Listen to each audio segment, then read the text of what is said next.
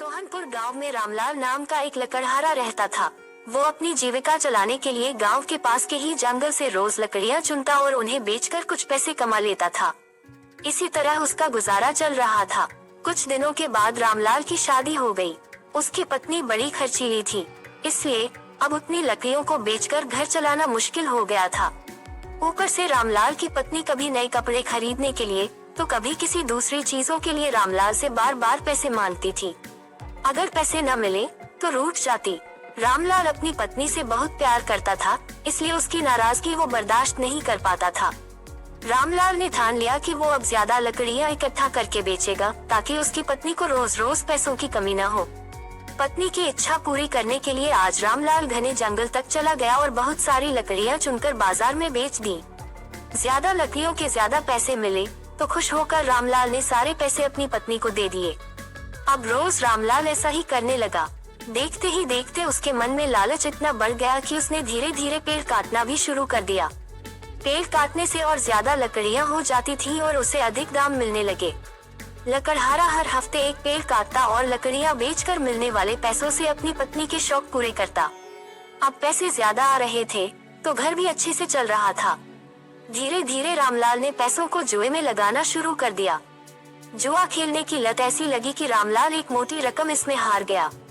अब इस रकम को चुकाने के लिए रामलाल ने एक दो मोटे मोटे पेड़ काटने का फैसला लिया।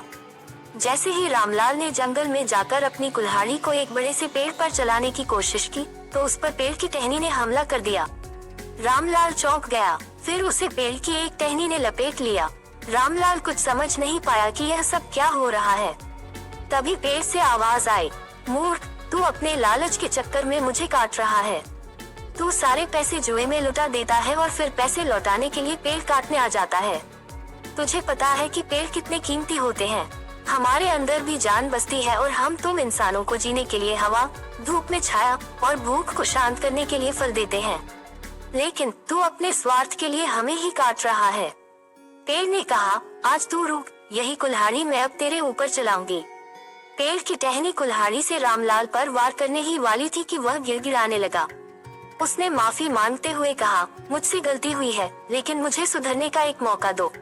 अगर आप मुझे मार दोगे तो मेरी पत्नी का क्या होगा? वो अकेली पड़ जाएगी। आज से मैं किसी पेड़ को नहीं काटूंगा, ये प्रण लेता हूँ। ये सब सुनकर पेड़ को रामलाल के ऊपर दया आ गई। उसने रामलाल को छोड़ दिया। छूटते ही रामलाल भागकर अपने घर गया और पैसों के लालच में न आने का संकल्प ले लिया। कहानी से सीख, लालच में आकर पर्यावरण के साथ खिलवाड़ नहीं करना चाहिए। हमें ऑक्सीजन पेड़ से ही मिलती है, इन्हें काटकर हम खुद अपने जीवन में संकट को ला रहे हैं।